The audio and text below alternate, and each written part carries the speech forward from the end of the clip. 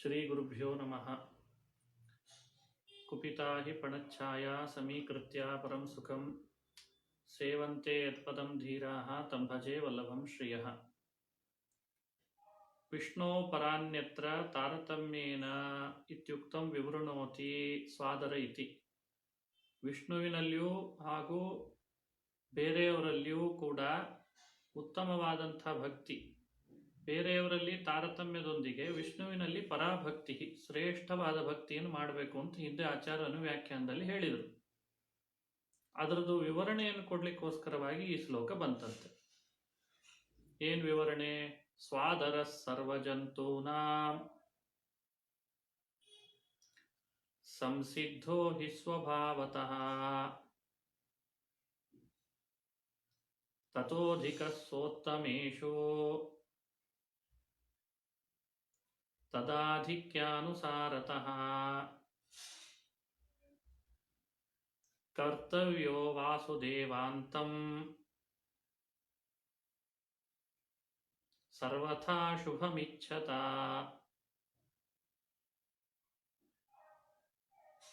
ಸರ್ವಜಂತೂನಾಂ ಅಂತಂತಾರೆ. ಅದಕ್ಕೆ ಆಚಾರ ಎಲ್ಲ ಜೀವರಾಶಿಗಳು ಕೂಡ ಭಗವಂತನಲ್ಲಿ ಭಕ್ತಿಯನ್ನು ಮಾಡಲೇಬೇಕು. ನೋಡ್ರಿ, ಆದರಹ ಶಬ್ದಕ್ಕೆ ಇಲ್ಲಿ ಸ್ವಾದರಹ ಅಂತಿದೆ ಅಲ್ವಾ? ಸ್ವಾದರಹ ಅನ್ನೋಲ್ಲಿ ಆದರಹ ಅಂತ ಶಬ್ದ. ಅದು ಆದರಹ ಅಂತಂದ್ರೆ ಸ್ನೇಹ ಅಂತ ಅರ್ಥ. ಹೇಗ್ ಮಾಡಬೇಕು? ಸ್ವಭಾವತಃ ಸಂಸಿದ್ಧೋ ಹಿ ಅಂದ್ರೆ ಎಲ್ಲಾ ಜೀವರಾಶಿಗಳಿಗೂ ಸ್ವಾಭಾವಿಕವಾಗೇನೆ ಸ್ನೇಹ ಅನ್ನೋದು ಇದ್ದೇ ಇರ್ತದಂತೆ. ಹಾಗಾಗಿ ಸ್ನೇಹ ಅನ್ನೋದು ಎಕ್ಸ್ಟರ್ನಲ್ ಅಲ್ಲ, ಅದು ಸ್ನೇಹ ಯಾವಾಗಲೂ ಇಂಟರ್ನಲ್ಲು. ಬಹಳ ಜನರಿಗೆ ಸ್ನೇಹ ಮಾಡ್ರಿ ಮಾಡ್ರಿ ಅಂತ ತುರುಕಿ ಹೇಳಬೇಕಾಗಿದೆ ಇತ್ತೀಚೆಗೆ. ಛೇ, ಸ್ನೇಹ ಅನ್ನೋದು ಎಕ್ಸ್ಟರ್ನಲ್ ಅಲ್ಲೇ ಅಲ್ಲ, ಅದು ಇದೇ ವಾಕ್ಯ. ಸ್ವಭಾವತಃ ಸರ್ವಜಂತೂನಾಂ ಆದರಃ ಸ್ವಾದರಃ ಸಂಸಿದ್ಧ ಅಂತಾರೆ ಮಧ್ವಾಚಾರ್ಯ. ಅಂದ್ರೆ ಪ್ರತಿಯೊಬ್ಬ ಜೀವರಾಶಿಗಳಿಗೂ ಸ್ನೇಹ ಅನ್ನೋದು ಸ್ವಾಭಾವಿಕವಾಗಿ ಅವರವರೊಳಗೇನೆ ಇದ್ದೇ ಇರ್ತದೆ. ಅಂದ್ರೆ ಅವರಿಂದ ಅವರು ಬೇರ್ಪಡಿಸ್ಲಿಕ್ಕೆ ಬರಲ್ಲ ಅಂತ ಅರ್ಥ. ಸ್ವಭಾವತಃ ಸಂಸಿದ್ಧ ಇತಿ ಉಪಕಾರಾದಿಕರಣಂ ಅನಪೇಕ್ಷ್ಯ ಅನಾದಿಸಿದ್ಧ ಇತ್ಯರ್ಥ. ನಮ್ಮೊಳಗೆ ದೇವರು ಎಂಥ ಸ್ನೇಹ ಇಟ್ಟಿದ್ದಾನೆ ಅಂದ್ರೆ, ಬೇರೆಯವರು ನಮ್ಗೆ ಉಪಕಾರ ಮಾಡೋದನ್ನ ನೋಡಿ ನಾವು ಸ್ನೇಹ ಮಾಡ್ತೇವೆ ಅಂತಲ್ಲ. ನಮಗವ್ರು ಉಪಕಾರ ಮಾಡ್ಲಿ ಬಿಡ್ಲಿ, ನಮ್ಮೊಳಗೊಂದು ಸ್ವಾಭಾವಿಕವಾಗಿ ಅವ್ರ ಬಗ್ಗೆ ಸ್ನೇಹ ಇರ್ತದಂತ. ಉಪಕಾರಾದಿಕರಣಂ ಅನಪೇಕ್ಷ ಅನಾದಿಸಿದ್ಧ ಇತ್ಯರ್ಥ.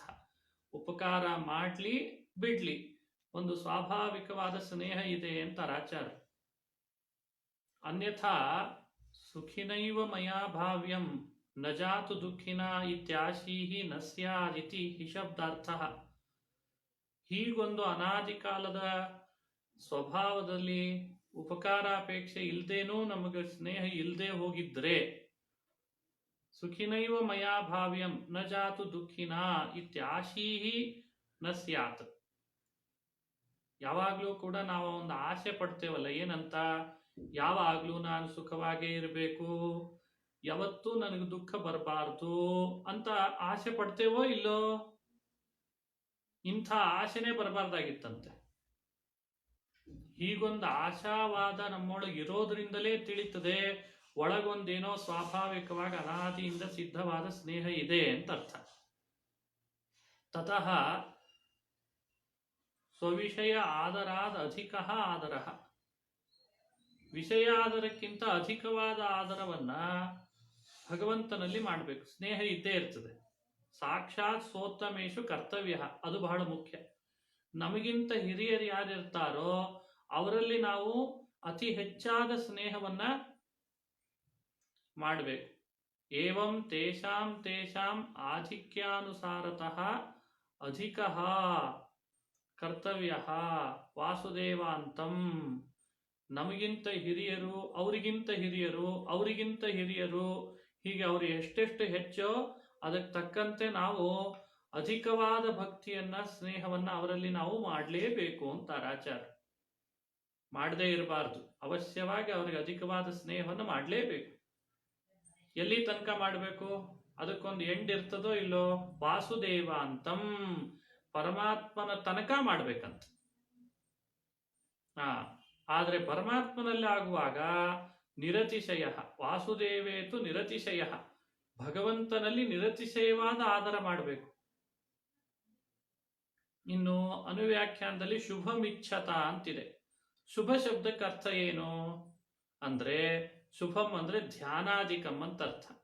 ಯಾರು ಧ್ಯಾನಾದಿಗಳನ್ನು ಮಾಡಿ ಭಗವಂತನನ್ನು ಸಾಕ್ಷಾತ್ಕಾರ ಪಡಿಸ್ಕೊಳ್ಳಿಕ್ಕೆ ಇಚ್ಛೆ ಪಡ್ತಿರ್ತಾರೋ ಅವರು ತಮಗಿಂತ ಅಧಿಕರು, ಅವರಿಗಿಂತ ಅಧಿಕರು, ಅವರಿಗಿಂತ ಅಧಿಕರು ಅಂತ ಹೀಗೆ ತಾರತಮ್ಯಕ್ಕನುಗುಣವಾಗಿ ಭಗವಂತನ ತನಕನು ವಿಶೇಷವಾಗಿ ಸ್ನೇಹವನ್ನ ಮಾಡಲೇಬೇಕು. ಏತಚ್ಚ ಉಪದಿಶ್ಯತೆ, ಇದನ್ನ ಉಪದೇಶ ಮಾಡಿ ಹೇಳ್ತಾರೆ. ಸರಿಯಾಗಿ ಅರ್ಥ ಆಯ್ತು ಅಂದ್ಕೊಳ್ತೇನೆ ಈ ವಿಷಯ.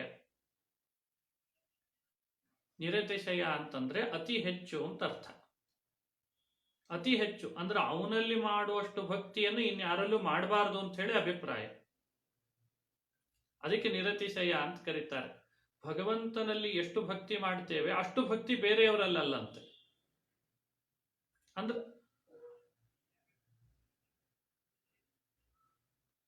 ಇದು ತಪ್ಪ? ಈ ಸ್ವಾರ್ಥ ಗುಣನೇ ಅಲ್ವೇ? ಯಾವಾಗಲೂ ಸುಖನೇ ಇರಬೇಕು, ಯಾವ ಕಾರಣಕ್ಕೂ ನನಗೆ ದುಃಖ ಆಗಬಾರ್ದು ಅಂತನ್ನುವಂಥ ಆಸೆ ಮನುಷ್ಯನಿಗೆ ಅದು ಗುಣವೇ ಆಗ್ತದೆ. ಏನ್ ಸಮಸ್ಯೆ ಆಗಿದೆ ಇತ್ತೀಚೆಗೆ ಅಂದ್ರೆ, ನೀವು ಕೇಳಿದ ಪ್ರಶ್ನೆ ಒಳ್ಳೆಯದು. ಯಾಕಂದ್ರೆ ಯಾವುದು ಗುಣವಾದ ಸ್ವಾರ್ಥ ಅದು ಗೊತ್ತಾಗ್ತಾ ಇಲ್ಲ, ಯಾವುದು ದೋಷ ರೂಪವಾದ ಸ್ವಾರ್ಥ ಇದೆ ಅದು ಗೊತ್ತಾಗ್ತದೆ. ಯಾಕೆ ಸ್ವಾರ್ಥ ಅನ್ನೋ ಶಬ್ದ ಇದೆ, ಕಾಮನ್ ವರ್ಡ್ ಆಗಿದೆ. ಹೌದು, ತಾನು, ತನ್ನ ಮನೆ, ತನ್ನ ಮಕ್ಕಳು ಸುಖವಾಗಿರ್ಬೇಕು ಅಂತ ಅನ್ನೋದು ದೋಷ ಅಂತ ಆಗಿಬಿಟ್ರೆ ಮತ್ತು ಗುಣ ಯಾವ್ದು ಹಾಗಾದ್ರೆ? ಅಲ್ಲ, ಅದು ಸ್ವಾರ್ಥನೇ. ಅದು ಕೂಡ ಆ ಸ್ವಾರ್ಥ ದೋಷ ರೂಪವಾದದ್ದಲ್ಲ ಅಲ್ವಾ? ಅದೇ ಮತ್ತೆ ಹೇಳಿದ್ದು. ಈಗ ಇತ್ತೀಚೆಗೆ ಏನಾಗಿದೆ, ಈ ಕನ್ನಡೀಕರಣದ ಭರಾಟೆಯಲ್ಲಿ ಸ್ವಾರ್ಥ ಅನ್ನೋ ಶಬ್ದ ಅದು ಗುಣರೂಪ ಹಾಗೂ ದೋಷರೂಪ ಅಂತ ಎರಡಿದೆ ಅನ್ನೋದೇ ಮರ್ತು ಹೋಗ್ಬಿಟ್ಟಿರುತ್ತೆ ಬಹಳ ಜನರಿಗೆ ಅಲ್ವಾ? ಅದಕ್ಕೆ ಇದು ಒಳ್ಳೆ ಗುಣನೇ, ಅದನ್ನ ದೋಷ ಅನ್ಲಿಕ್ಕೆ ಬರಲ್ಲ. ಅದು ದೋಷ ಆಗಿಬಿಟ್ರೆ ಮತ್ತೆ ಉಳಿತೇನು ಬದುಕಿನಲ್ಲಿ?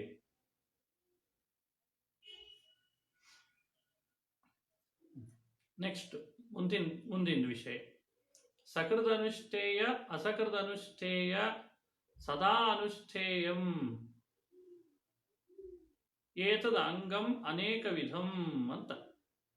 ಈಗ ಒಂದು ಬಾರಿ ಅನುಷ್ಠಾನಕ್ಕೆ ತರೋದು, ಬಾರಿ ಬಾರಿ ಅನುಷ್ಠಾನ ತರೋದು, ಯಾವಾಗಲೂ ಅನುಷ್ಠಾನ ಮಾಡ್ತಾನೆ ಇರೋದು.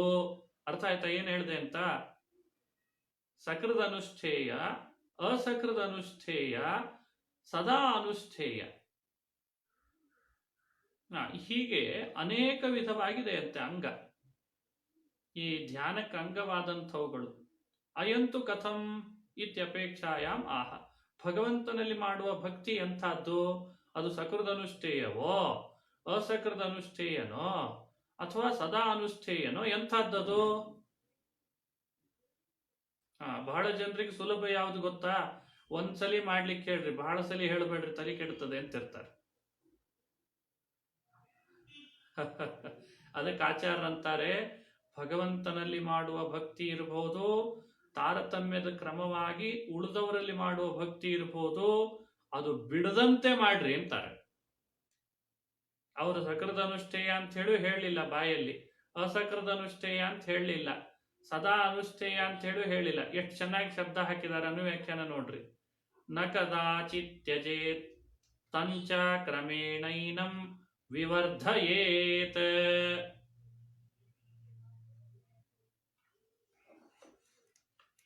ನೋಡ್ರಿ, ಆ ಪದದ ಅರ್ಥ ಮಾಡ್ಕೊಳ್ರಿ. ನ ಕದಾಚಿತ್ ತ್ಯಜೇತ್ ತಂ, ಭಗವಂತನಲ್ಲಿ ಮತ್ತು ಭಗವಂತನನ್ನು ಬಿಟ್ಟು ಬೇರೆಯವರಲ್ಲಿ, ಉತ್ತಮರಾದವರಲ್ಲಿ ಮಾಡುವಂತಹ ಏನು ಆದರ ಇದೆ, ಆ ಆದರ ಹೇಗಿರ್ಬೇಕದು ಅಂದ್ರೆ ಕದಾಚಿತ್ ನ ತ್ಯಜೇತ್, ಯಾವ ಕಾರಣಕ್ಕೂ ಬಿಡತಕ್ಕದ್ದಲ್ಲ. ಮತ್ತೇನ್ ಮಾಡ್ತಿರ್ಬೇಕು? ಕ್ರಮೇಣ ಏನಂ ವಿವರ್ಧಯೇತ್, ಬರ್ತಾ ಬರ್ತಾ ಕ್ರಮವಾಗಿ ನಾವು ಮಾಡುವ ಹಿರಿಯರಲ್ಲಿ ಭಕ್ತಿ, ಭಗವಂತನಲ್ಲಿ ಭಕ್ತಿ ಹೆಚ್ಚೆಚ್ಚಾಗಬೇಕಂತೆ. ಅದು ನೋಡ್ರಿ, ಆಚಾರ್ಯ ಶಬ್ದ ನಿಮ್ಗೆ ಅರ್ಥ ಆಗ್ತದೋ ಇಲ್ಲೋ? ತಮ್ ಆ ಭಗವಂತನಲ್ಲಿ ಮಾಡುವ ಆದರವನ್ನು ಕದಾಚಿತ್ ನತ್ಯಜೇತ್, ಯಾವ ಕಾರಣಕ್ಕೂ ಬಿಡ್ತಕ್ಕದ್ದಲ್ಲ. ಕ್ರಮೇಣ ಏನಂ ವಿವರ್ತಯೇತ್, ಕಾಲಕ್ರಮೇಣ ಈ ಭಗವಂತನಲ್ಲಿ ಭಗವದಿತರತ್ರ ಉತ್ತಮರಲ್ಲಿ ಮಾಡುವ ಭಕ್ತಿ ಅಭಿವೃದ್ಧಿ ಮಾಡುವ ಹಾಗೆ ಮಾಡ್ತಿರ್ಬೇಕಂತ. ನೋಡ್ರಿ, ತಮ್ ಅಂದ್ರೆ ವಿಷ್ಣುವಾದ್ಯಾದರಂ, ವಿಷ್ಣು ಮತ್ತು ಉಳಿದವರಲ್ಲಿ ಮಾಡುವಂತಹ ಆದರವನ್ನು ನ ಕೇವಲಂ ನತ್ಯಜೇತ್ ಕಿಂತು ಕಾಲಕ್ರಮೇಣ ಏನಂ ವಿವರ್ತಯೇಚ್ಛ, ಬರೀ ಬಿಡಬೇಡ್ರಿ ಮಾಡೋದನ್ನ ಅಂತ ಅಷ್ಟೇ ಹೇಳಲಿಲ್ಲ ಮಧ್ವಾಚಾರ್ಯರು. ಕಾಲಕ್ರಮವಾಗಿ ಮಾಡುವ ಭಕ್ತಿ ಅಭಿವೃದ್ಧಿ ಆಗುವಂಗೆ ನೋಡ್ಕೊಳ್ಬೇಕಂತೆ ನಾವು. ನಮ್ಮ ಪ್ರವಚನ ಇರ್ಬೋದು, ಪಾಠ ಇರ್ಬೋದು, ದೈನಂದಿನ ಬದುಕಿರ್ಬೋದು, ಪೂಜೆ ಪುನಸ್ಕಾರಗಳಿರ್ಬೋದು, ಕೌಟುಂಬಿಕವಾದಂತಹ ವ್ಯವಸ್ಥೆಗಳಿರ್ಬೋದು, ಇವೆಲ್ಲ ನಮ್ಮ ಸರ್ಕಮ್ಸ್ಟನ್ಸ್ ಅನ್ನ ನಾವು ಹ್ಯಾಕ್ ಕ್ರಿಯೇಟ್ ಮಾಡ್ಕೊಂಡಿರ್ಬೇಕು ಅಂದ್ರೆ ದೇವರಲ್ಲಿ ಭಕ್ತಿ ಮತ್ತಷ್ಟು ಹೆಚ್ಚಾಗ್ಲಿಕ್ಕೆ ಆಗ್ಬೇಕೋ ಹಾಗೆ ಕ್ರಿಯೇಟ್ ಮಾಡಿರ್ಬೇಕಂತ. ಇತ್ತೀಚೆಗೆ ನಾವು ಅದು ಕಡಿಮೆ ಆಗ್ಲಿಕ್ಕೆ ಏನ್ ಬೇಕೋ ಹಂಗೆ ಕ್ರಿಯೇಟ್ ಮಾಡ್ಕೋತಾ ಇದ್ದೀವಿ, ದುರಂತ ಅಲ್ವಾ? ನನ್ನ ಪ್ರಕಾರ ಭಗವಂತ ಕೊಟ್ಟ ಸ್ವಾತಂತ್ರ್ಯ ಅಂದ್ರೆ ಇಲ್ಲೇ ಅದ ನೋಡ್ರಿ. ದೇವರು ಜೀವನಿಗೂ ಸ್ವಾತಂತ್ರ್ಯ ಕೊಟ್ಟಿರ್ತಾನೆ ಅಂತಂದ್ರೆ ಇಲ್ಲದ ನೋಡ್ರಿ ಆ ಮಾತಿಗೆ ಅಭಿಪ್ರಾಯ. ಅಂದ್ರೆ ಭಕ್ತಿನ ಬಿಡದಂತೆ ದೇವರಲ್ಲಿ ಮಾಡೋದು, ಕಾಲಕ್ರಮೇಣ ಆ ಭಕ್ತಿ ಅವನಲ್ಲೇ ಇರೋದನ್ನ ಅಭಿವೃದ್ಧಿ ಮಾಡಿಕೊಳ್ಳೋದು, ಇವೆರಡೂ ಭಗವಂತ ಜೀವನಿಗೆ ಕೊಟ್ಟ ಜವಾಬ್ದಾರಿ. ನಾವು ಹಣವನ್ನು ಹೆಚ್ಚು ಮಾಡ್ತೇವೆ, ಮನೆಯನ್ನು ಹೆಚ್ಚು ಮಾಡ್ತೇವೆ, ಮಕ್ಕಳನ್ನು ಹೆಚ್ಚು ಮಾಡ್ತೇವೆ, ಭೋಗವನ್ನು ಹೆಚ್ಚು ಮಾಡ್ತೇವೆ, ಕಾಲಕ್ರಮೇಣ ಭಗವಂತನಲ್ಲಿ ಭಕ್ತಿಯನ್ನು ಮಾತ್ರ ಹೆಚ್ಚು ಮಾಡ್ಲಿಕ್ಕೆ ಆಗ್ತಿಲ್ಲ. ಯೋಚನೆ ಮಾಡಬೇಕಾದ ಮಾತು. ಕಳಕಳಿಯಿಂದ ಹೇಳ್ತಾ ಇದ್ದಾರೆ ಮಧ್ವಾಚಾರ್ಯ ನಮಗೆಲ್ಲ ಈ ವಿಷಯವನ್ನ. ನಕದಾಚಿತ್ತಜೇತ್ತಂಚ ಕ್ರಮೇಣೈನಂ ವಿವರ್ತಯೇತ್ ಸ್ವಸಮೇಶು ಸ್ವತೋ ಅಧಮೇಶು ಚ ಕಥಂ ಇತ್ಯಪೇಕ್ಷಾಯಾಮಾಹ ಸಮೇಶು ಇತಿ. ಆಯ್ತು, ಭಕ್ತಿ ಅಭಿವೃದ್ಧಿ ಮಾಡ್ತಾ ಇರ್ಬೇಕು ಭಗವಂತನಲ್ಲಿ.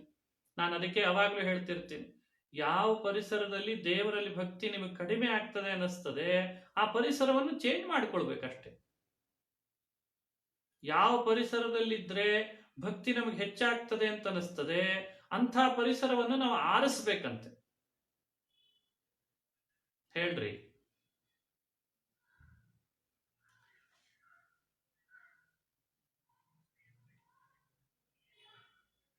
ಛೇ ದೇವರು ಭಕ್ತಿಯನ್ನು ಬಯಸಿಲ್ಲ, ಭಗವಂತ ಭಕ್ತಿಯನ್ನು ಬಯಸಿಲ್ಲ. ಸ್ವಾರಸ್ಯ ಹೇಳ್ತೀನಿ ಕೇಳ್ರಿ, ಭಗವಂತ ಭಕ್ತಿಯನ್ನು ಬಯಸಿಲ್ಲ. ಜೀವನ ಸ್ವಭಾವದ ಅಭಿವ್ಯಕ್ತಿನೇ ಭಕ್ತಿಯಾಗಿರ್ತದಂತೆ. ಅದನ್ನೇ ಹೇಳ್ತಾ ಇದ್ದೇನೆ ಅವಾಗಿಂದ. ಅದಕ್ಕೆ ಮೊದಲನೇ ಶ್ಲೋಕ ಏನ್ ಹೇಳಿದ್ರು? ಸರ್ವಜಂತೂನಾಂ ಸಂಸಿದ್ಧ ಸ್ವಾದರಃ ಸ್ವಭಾವತಃ ಅಂತಂದ್ರು. ದೇವ್ರೇನ್ ಬಯಸ್ತಿದ್ದಾನೆ ಅನ್ನೋದು ಸ್ಪಷ್ಟಪಡಿಸ್ತೀನಿ ನಿಮಗೆ.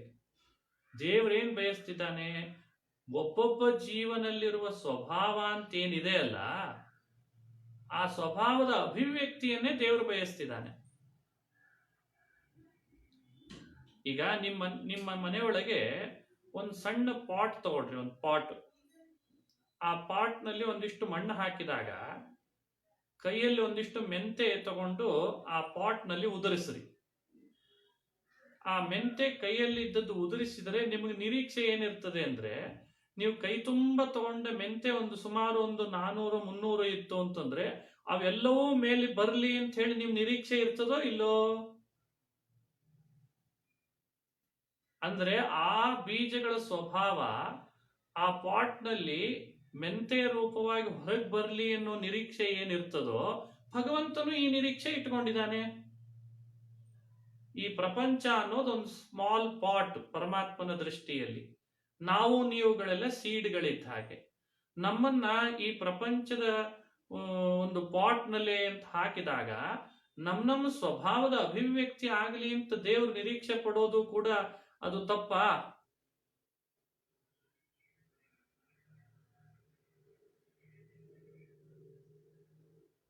ಅದರ ಅಭಿಪ್ರಾಯ ಅದನ್ನೇ, ಅದರ ಅಭಿಪ್ರಾಯವೇ ಇದು. ಅಲ್ಟಿಮೇಟ್ ವ್ಯವಸ್ಥೆಗಳ ವಿಮರ್ಶೆ ನಾವು ಮಾಡ್ಲಿಕ್ಕೆ ಹೋದಾಗ ಅವನವನ ಸ್ವಭಾವದ ಅಭಿವ್ಯಕ್ತಿ ಹೆಚ್ಚೇ ಇರ್ತದೆ. ಅದು ಮಾಡದಂತೆ ಇವನು ವಂಚಿತನಾಗೋದು ಬೇಡ. ಅದಕ್ಕೆ ಹಿಂದೆ ಹೇಳಿದೇನಲ್ಲ, ವಿಷಯ ಸಂಸರ್ಗಾದಿಗಳಿಂದ, ರಾಗದ್ವೇಷದಿಂದ, ವಿಷಯ ಸಂಸರ್ಗಾದಿಗಳಿಂದ ಮನುಷ್ಯ ತನ್ನ ಭಕ್ತಿ ಎಷ್ಟು ಮಾಡಬಹುದೋ ಅಷ್ಟು ಮಾಡದೇ ಇರುವಂಗೆ ಕುಂಠಿತಗೊಳಿಸ್ಕೊಳ್ಳೋದು ಬೇಡ. ಯಾಕಂದ್ರೆ ಪ್ರತಿಯೊಬ್ಬನಲ್ಲಿ ರಾಗದ್ವೇಷ 4 ಥರ ಇರ್ತದೆ ಅಂತ ಹೇಳಿದ್ರೋ ಇಲ್ಲ? 4 ಥರ ರಾಗದ್ವೇಷಗಳು ಇರ್ತವೆ ಪ್ರತಿಯೊಬ್ಬನಲ್ಲಿಯೂ. ಯಾವ್ಯಾವುದು? ಪ್ರಸುಪ್ತ, ತನು, ವಿಚ್ಛಿನ್ನ, ಉದಾರ. ಆ 4 ಥರದ ರಾಗದ್ವೇಷಗಳಿಂದ ಮುಚ್ಚಿ ಹೋಯ್ತು ಅಂತಂದ್ರೆ ವ್ಯರ್ಥ. ನಿಜವಾಗ್ಲೂ ಅವನ ಸ್ವಭಾವದಲ್ಲಿ ಅತಿರಿಕ್ತ ಭಕ್ತಿ ಮಾಡೋದಿರ್ತದಲ್ಲ, ಅದನ್ನು ಮಾಡ್ಲಿ ಅಂತ ನಿರೀಕ್ಷೆ ಮಾಡ್ತಾನೆ ಪರಮಾತ್ಮ. ಮಾಡ್ಕೊಳ್ಳೇಬೇಕಲ್ವಾ? ಅವನಲ್ಲಿರುವಂತಹ ಭಕ್ತಿಯ ಸ್ವಭಾವದ ಅಭಿವೃದ್ಧಿ ಆಗ್ಲಿ ಅಂತಂತಾನೆ ಭಗವಂತ. ಅದಕ್ಕೆ ಆಚಾರ್ಯೇನಂತಾರೆ? ನ ಕದಾಚಿತ್ ತ್ಯಜೇತ್ ತಚ್ಚ ಕ್ರಮೇಣೈನಂ ವಿವರ್ಧಯೇತ್. ಇದು ಮಧ್ವಾಚಾರ್ಯರು ಕೊಡುವ ಆದೇಶ ಪ್ರತಿಯೊಬ್ಬ ಜೀವನಿಗೂ. ಯಾವ ಕಾರಣಕ್ಕೂ ಕೂಡ ಭಕ್ತಿ ಅಥವಾ ಪರಮಾತ್ಮನಲ್ಲಿ ಮಾಡುವ ಆದರ, ಪರಮಾತ್ಮನನ್ನು ಬಿಟ್ಟು ಉತ್ತಮರಲ್ಲಿ ಮಾಡುವಂತಹ ಆದರವನ್ನ ಯಾವ ಕಾರಣಕ್ಕೂ ಬಿಡತಕ್ಕದ್ದಲ್ಲ. ಕ್ರಮೇಣೇನಂ ವಿವರ್ಧಯೇತ್, ಕಾಲಕ್ರಮವಾಗಿ ಅದನ್ನು ಅಭಿವೃದ್ಧಿ ಮಾಡಿಕೊಳ್ಳುವಂತೆ ಮಾಡು. ಸರಿಯಾಗಿ ಅರ್ಥ ಆಯ್ತಾ? ಇನ್ ಮುಂದಿಂದು ಇನ್ನೂ ಒಂದು ಪ್ರಶ್ನೆ. ಸ್ವಸಮೇಶು ಸ್ವತೋ ಅಧಮೇಶು ಚ ಕಥಮಿತ್ಯಪೇಕ್ಷಾಯಾಮ. ಈಗ ಪರಮಾತ್ಮನನ್ನು ಬಿಟ್ಟು ಬೇರೆಯವರಲ್ಲಿ ಅಂದ್ರೆ ಉತ್ತಮರಲ್ಲಿ ಭಕ್ತಿ ಮಾಡಬೇಕು ಅಂತ ಹೇಳಿದ್ರಲ್ವಾ? ಈಗ ಇನ್ನೊಂದು ಪ್ರಶ್ನೆ. ಉತ್ತಮರಲ್ಲೇನೋ ಭಕ್ತಿ ಮಾಡ್ತೇವೆ, ಆದ್ರೆ ನಮಗೆ ಸಮಾನರಾದವರು ಇರ್ತಾರೆ, ನಮಗಿಂತ ಅಧಮರು ಇರ್ತಾರೆ. ಅವರಲ್ಲಿ ಏನ್ ಮಾಡ್ಬೇಕು? ಉತ್ತಮರಲ್ಲಿ ಭಕ್ತಿ ಮಾಡಬೇಕು, ಭಗವಂತನಲ್ಲಂತೂ ನಿರತಿಶಯಿತವಾದ ಭಕ್ತಿ ಮಾಡಬೇಕು. ಆದ್ರೆ ಸ್ವಸಮರಲ್ಲಿ, ಸ್ವ ಅಧಮರಲ್ಲಿ ಏನ್ ಮಾಡಬೇಕು? ಅದನ್ನ ಆಚಾರ್ಯ ಹೇಳ್ತಾರೆ. ಸ್ವಸಮೇಶು ಸ್ವಾತ್ಮವತ್ ಸ್ನೇಹ. ಹೇಳ್ರಿ.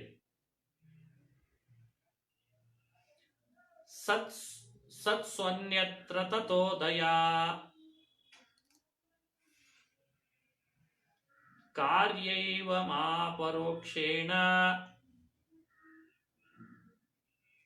ದೃಶ್ಯತೆ ಕ್ಷಿಪ್ರಮೀಶ್ವರಃ.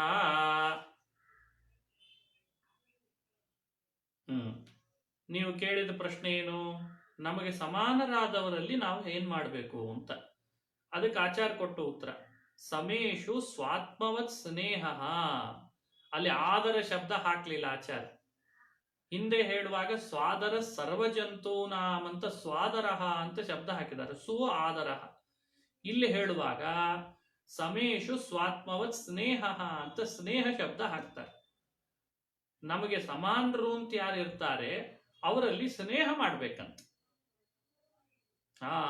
ಸತ್ಸು ಅನ್ಯತ್ರ ತಥೋ ದಯಾ. ಅನ್ಯತ್ರ ಅಂದ್ರೆ ನಮಗೆ ಸಮಾನರಲ್ಲದ ಅಧಮರಾದವರಲ್ಲಿ ದಯೆ ತೋರ್ಬೇಕಂತ.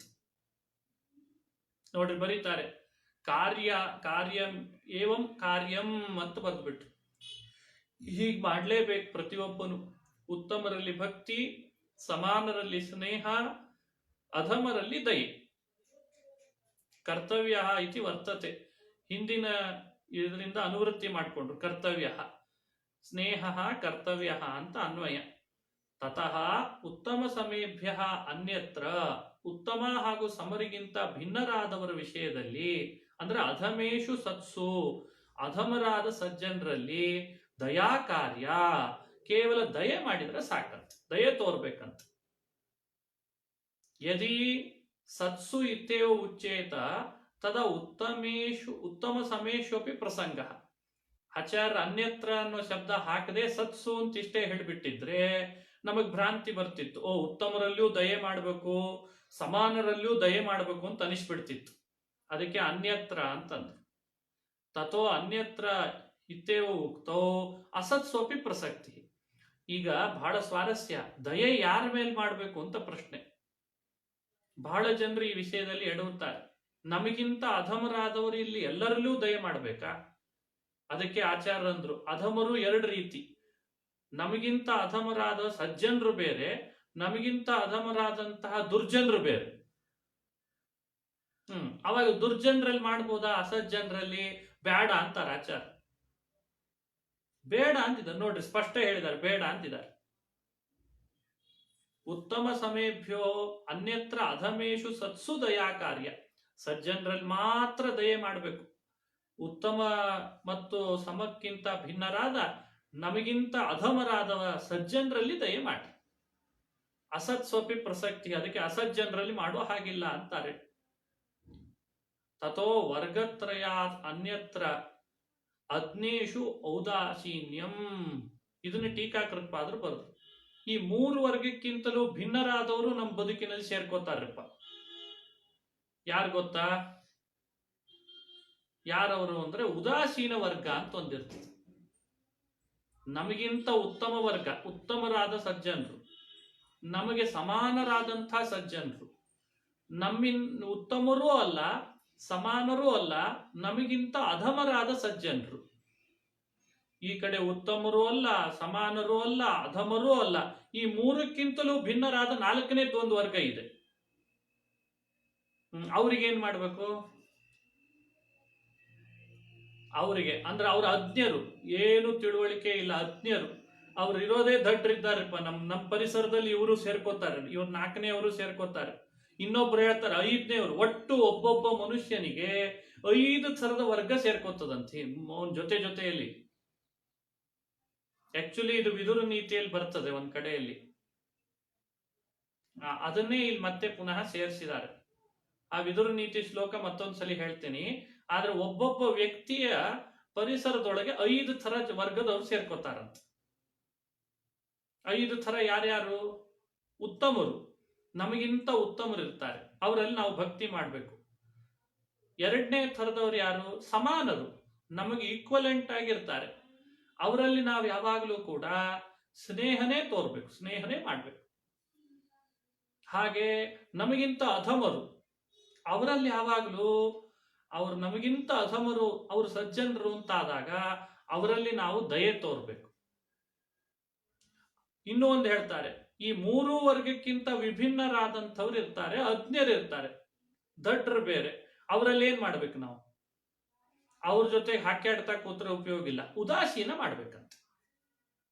ತಥೋ ವರ್ಗತ್ರಯಾದ ಅನ್ಯತ್ರ ಅಗ್ನೇಶು ಔದಾಸೀನ್ಯಂ. ಇನ್ನೂ ಒಬ್ರಿದ್ದಾರೆ, 5ನೇವರು ಅಂತ ಹೇಳಿದ್ನಲ್ಲಿ 4 ಆಯ್ತಲ್ವಾ.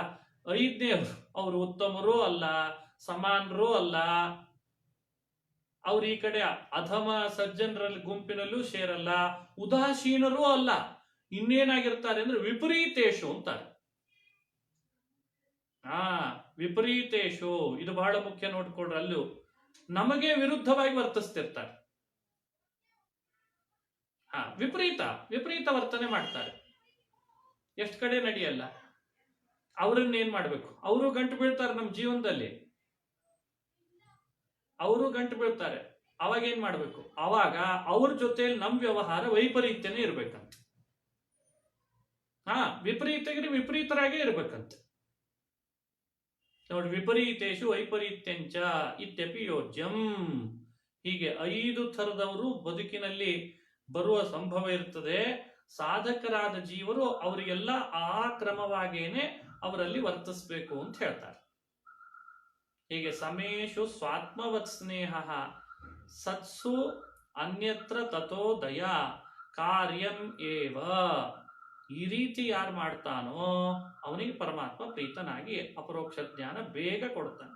ಏವಂ ಕ್ರಿಯಮಾಣೆ, ಈ ರೀತಿಯಾಗಿ ಮಾಡ್ತಾ ಇದ್ದ ಅಂತಾದ್ರೆ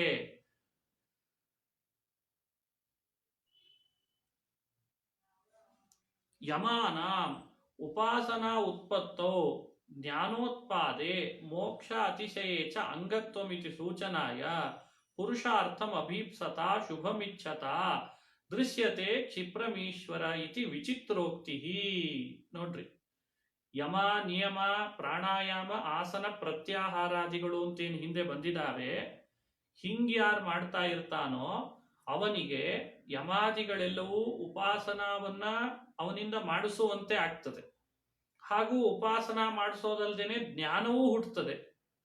ಜ್ಞಾನ ಹುಟ್ಟೋದಲ್ಲದೆ ಮೋಕ್ಷದಲ್ಲಿ ಅವನಿಗೆ ಅತಿಶಯನೂ ಸಿಗ್ತದಂತೆ.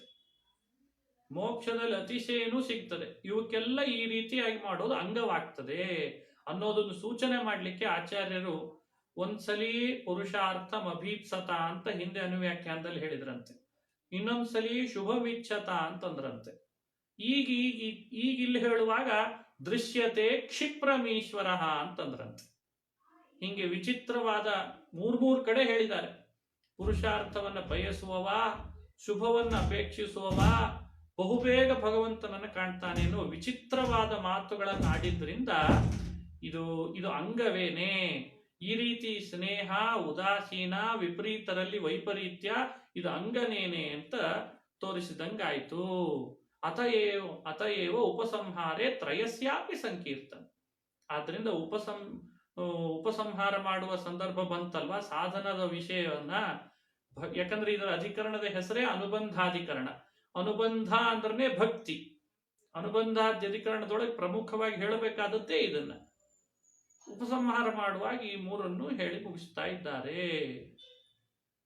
ಇನ್ನು ದೋಷ ಪರಿತ್ಯಾಗೇಪಿ ಅಸ್ತಿ ವಿಶೇಷ ರಾಗಾದಯು. ಹೇಳ್ರಿ. ಅಂದ್ರೆ ಯಾರು ನಮಗೆ ಕೆಡಕನ್ನು ಬಯಸ್ತಿರ್ತಾರೆ ಅವ್ರಿಗೆ ನಾವು ಕೆಡಕೆ ಮಾಡ್ಬೇಕಂತೆ. ನಮಗ್ ವಿಪರೀತವಾಗಿ ಅವ್ರ ವರ್ತನೆ ಇದ್ರೆ ಅವ್ರ ಜೊತೆಯಲ್ಲಿ ನಮ್ ವ್ಯವಹಾರ ವಿಪರೀತವಾಗೇ ಇರ್ಬೇಕಂತೆ ಅಲ್ವಾ? ಮತ್ತ ಅವರಿಗೂ ಒಳ್ಳೇದ್ ಮಾಡ್ಲಿಕ್ಕೆ ಹೋಗೋ ಪ್ರಸಂಗ ಇದ್ರೆ ನಮ್ ತಲೆ ಮೇಲೆ ಬೀಳ್ತದ ಅವಾಗ ಚಪ್ಪಡಿ.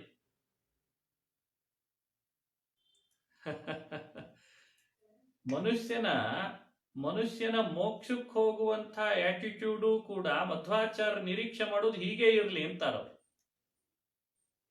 ಅಲ್ಲ, ನಮಗ್ ವಿಪರೀತವಾಗಿ ಮಾಡ್ತಿದ್ದಾರೆ ಅಂದ್ರೆ ನಾವು ಅವ್ರಿಗೆ ವಿಪರೀತ ಮಾಡದೆ ಮತ್ತೇನ್ ಮಾಡ್ಬೇಕು ಹೇಳ್ರಿ? ಈಗ ಅದು ಕೆಲವ್ರಿಗೆ ಅದು ವಾದ ಅಲ್ಲ.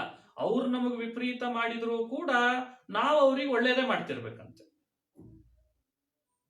ವಿಪರೀತೇಶು ಅಂದ್ರೆ ವಿಷ್ಣು ಭಕ್ತಿಯಾದಿಗಳಿಲ್ಲದೇನೆ, ವಿಷ್ಣು ದ್ವೇಷಾದಿಗಳಿಂದಲೇನೆ, ಮಿಥ್ಯಾಜ್ಞಾನದಿಂದಲೇನೆ ಇರ್ತಾರೆ. ಅವರಿಗೆ ವಿಷ್ಣು ದ್ವೇಷವೇ ಇರ್ತದೆ. ಅವರು ಯಾವಾಗ್ಲೂ ವಿಷ್ಣು ದ್ವೇಷ, ವಿಷ್ಣು ಭಕ್ತ ದ್ವೇಷನೇ ಇರ್ತದೆ. ಅಂಥವರಿಗೆ ನಾವು ಕೂಡ ವಿಪರೀತವಾಗಿ ಆ ವಿಷಯಗಳನ್ನು ಹೇಳೋದು, ಅವ್ರ ಜೊತೆಯಲ್ಲಿ ವರ್ತನೆಯೂ ಹಂಗೆ ಇರ್ಬೇಕಂತೆ. ನಮ್ದು ಬರೆದಿದ್ದಾರೆ, ಪರಿಮಳದಲ್ಲಿ ಬರೆದಿದ್ದಾರೆ ಮಂತ್ರಾಲಯ ಪ್ರಭುಗಳು. ವಿಪರೀತೇಶು ಮಿಥ್ಯಾಜ್ಞಾನಿಷು ವಿಷ್ಣುವಾದಿ ದ್ವೇಷಿಷು ವೈಪರೀತ್ಯಂ ಅಂದ್ರೆ ಪ್ರತೀಪಾಚರಣಂ ಅಂತ ಬರೆದಿದ್ದಾರೆ. ವಿಷ್ಣುವಿನ ಪ್ರತೀಪವನ್ನೇ ಮಾಡ್ಬೇಕಂತವ್ರಿಗೆ. ಮತ್ತೆ ನಮಗೆ ಶಕ್ತಿ ಇದ್ದಾಗ ಅವರು ವಿಷ್ಣು ದ್ವೇಷ ಮಾಡೋದಕ್ಕೆ ಸರಿಯಾಗಿ ಅವ್ರಿಗೆ ಶಿಕ್ಷೆ ಕಲಿಸ್ಲೇಬೇಕಂತೆ. ಅದನ್ನ ಮಾಡದೆ ಹೋದ್ರೆ ಅದು ತಪ್ಪಾಗ್ತದ ಅವಾಗ. ಸರಿ ಹೋಯ್ತಾ? ಸರಿ, ಅಲ್ಲಿಗ ಆ ವಿಷಯ ಮುಕ್ತಾಯ ಆಗ್ತದೆ. ಮುಂದಿಂದು ದೋಷ ಪರಿತ್ಯಾಗೆ ಅಪಿ ಅಸ್ತಿ ವಿಶೇಷ. ಇನ್ನು ದೋಷಗಳನ್ನು ಬಿಡೋದ್ರಲ್ಲೂ ಕೂಡ ಒಂದಿಷ್ಟು ವಿಶೇಷ ಇದೆ ಅಂತೆ. ಏನು? ರಾಗಾದಯೋಹಿ ಸಂಸಾರಂ ಆತನ್ವತೆ ವಿಪರೀತ ಜ್ಞಾನಾದಯಸ್ತು ನಿತ್ಯಂ ನರಕಂ ಪ್ರಾಪಯಂತಿ ಇತ್ಯತಃ ರಾಗಾದಿತೋ ಅತಿಶಯನ ತ್ಯಾಜ್ಯಾಹ ಇತ್ಯಾಶಯವಾನ್ ತತ್ರ ಶ್ರುತಿಮಾಹ. ಬಹಳ ಬಹಳ ಮುಖ್ಯವಾಗಿ ಗಮನಿಸಬೇಕು. ಈಗ ರಾಗ, ಕಾಮ, ಕ್ರೋಧ ಇವುಗಳೆಲ್ಲ ನಮ್ಮನ್ನ ಮೇಲಿಂದ ಮೇಲೆ ಸಂಸಾರಕ್ಕೆ ತಳ್ತಾವೆ. ಈ ದೋಷಗಳು ಅಲ್ವಾ? ರಾಗಾದಿ ದೋಷಗಳು ಸಂಸಾರದೊಳಗೆ ಮೇಲಿಂದ ಮೇಲೆ ಬರೋ ಹಂಗೆ ಮಾಡ್ತಾರೆ. ವಿಪರೀತ ಜ್ಞಾನಾದಿಗಳು ನಿತ್ಯ ನರಕಕ್ಕೆ ನಮ್ಮನ್ನು ತಗೊಂಡೋಗಿ ಒಗಿತಾವಂತೆ. ನೋಡಿ, ಸಂಸಾರದಲ್ಲಿ ಬರೋ ಹಂಗ್ ಮಾಡೋ ದೋಷಗಳು ರಾಗಾದಿ ದೋಷಗಳು, ನಿತ್ಯ ನರಕದಲ್ಲಿ ತಗೊಂಡೋಗಿ ನಮ್ಮನ್ನು ಹಾಕುವವುಗಳು ವಿಪರೀತ ಜ್ಞಾನಾದಿ ದೋಷಗಳು. ಆದ್ರಿಂದ ನಾವು ರಾಗಾದಿ ದೋಷಗಳನ್ನ ಬಿಡೋದಕ್ಕಿಂತಲೂ ವಿಪರೀತ ಜ್ಞಾನವನ್ನ ಮೊದಲು ಬಿಡೋದನ್ನ ಪ್ರಯತ್ನ ಪಡ್ಬೇಕಂತ. ಅರ್ಥ ಆಯ್ತಾ? ಅಂಥೇಳಿ ರಾಗಾದಿ ದೋಷಗಳು ಇಟ್ಕೋಬೇಕು ಅಂತ ಅರ್ಥ ಅಲ್ಲ. ರಾಗಾದಿತೋ ಅತಿಶಯನ ತ್ಯಾಜ್ಯ. ರಾಗಾದಿಗಳಿಗಿಂತ ಅತಿಶಯನ ತ್ಯಾಜ್ಯವಾದ ದೋಷಗಳು ಅಂದ್ರೆ ವಿಪರೀತ ಜ್ಞಾನಾದಿಗಳಂತ. ಬಹಳ. ಅದಕ್ಕೆ ನಾನು ಹೇಳೋದು, ಜಗತ್ತು ಅಜ್ಞಾನದಲ್ಲಿ ಮುಳುಗಿತು ಅಂತಂದ್ರೆ ಯಾರು ಅವ್ರನ್ನ ಮೇಲೆತ್ತಲಿಕ್ಕಾಗಲ್ಲ. ಇವತ್ತದು ಸಮಸ್ಯೆ ಆಗ್ತಾ ಇದೆ. ಎಷ್ಟೇ ಲೌಕಿಕ ಓದಿದ್ರೂ ಕೂಡ ಮನುಷ್ಯನಿಗೆ ಅಜ್ಞಾನ ಹೋಗ್ಲಿಲ್ಲ ಅಂತಾದ್ರೆ ಅವ ಕಾಮ ಬಿಡೋದು, ಕ್ರೋಧ ಬಿಡೋದು, ತಪಸ್ ಮಾಡೋದು, ಧ್ಯಾನ ಮಾಡೋದು ಅದೆಲ್ಲ ಬಹಳ ಎತ್ತರದಲ್ಲಿದೆ. ಮೊದಲು ಅಜ್ಞಾನ ಕಳ್ಕೊಂಡ್ರೆ ಸಾಕಾಗಿದೆ. ಅಂದ್ರೆ ಯಾವುದನ್ನ ಮಾಡಬೇಕು, ಯಾವುದನ್ನ ಮಾಡಬಾರ್ದು, ಯಾವುದು ಏನಿದೆ ಈ ಫ್ಯಾಕ್ಟೇ ತಿಳುವಳಿಕೆಗೆ ಬರಲಿಲ್ಲ ಅಂತಂದ್ರೆ ಮತ್ತೆ ಏನ್ ಬಂತು? ಅದನ್ನ ಹೇಳ್ತಿದ್ದಾರೆ. ಮೊದಲು ವಿಪರೀತ ತಿಳುವಳಿಕೆಯನ್ನ ಮೊದಲು ಬಿಡ್ರಿ, ವಿಪರೀತ ಜ್ಞಾನ ಬರಬಾರ್ದು, ಅಜ್ಞಾನ ಬರಬಾರ್ದು, ಅದರಿಂದ ಬಹಳ ದೂರ ಇರ್ಬೇಕಂತ. ಅದಕ್ಕೆ ಅದನ್ನು ಬಿಡೋ ಪ್ರಯತ್ನ ಮಾಡ. ಅಂದ್ರೆ ಏನರ್ಥ? ಅಜ್ಞಾನದ ಕಳೆದುಕೊಳ್ಳೋದು ಅಂದ್ರೆ ಏನು? ಗುರುಮುಖವಾಗಿ ಸಚ್ಚಾಸ್ತ್ರಗಳನ್ನು ಮೇಲಿಂದ ಮೇಲೆ ತಿಳುವಳಿಕೆಗೆ ತಂದ್ಕೊಂಡು ಮನಸ್ಸಿನಲ್ಲಿ ಬರುವ ಎಲ್ಲ ಪ್ರಶ್ನೆಗಳನ್ನ ದೂರ ಮಾಡ್ಕೊಂಡು ಅಜ್ಞಾನ ಕಳ್ಕೋಬೇಕಷ್ಟೆ. ಆ ಅಜ್ಞಾನ ಕಳ್ಕೊಳ್ತಾ ಇರ್ಬೇಕು ಅವಾಗ. ಇದನ್ನ ನಾಳೆ ಮಾಡ್ತೀನಿ ಮತ್ತೆ.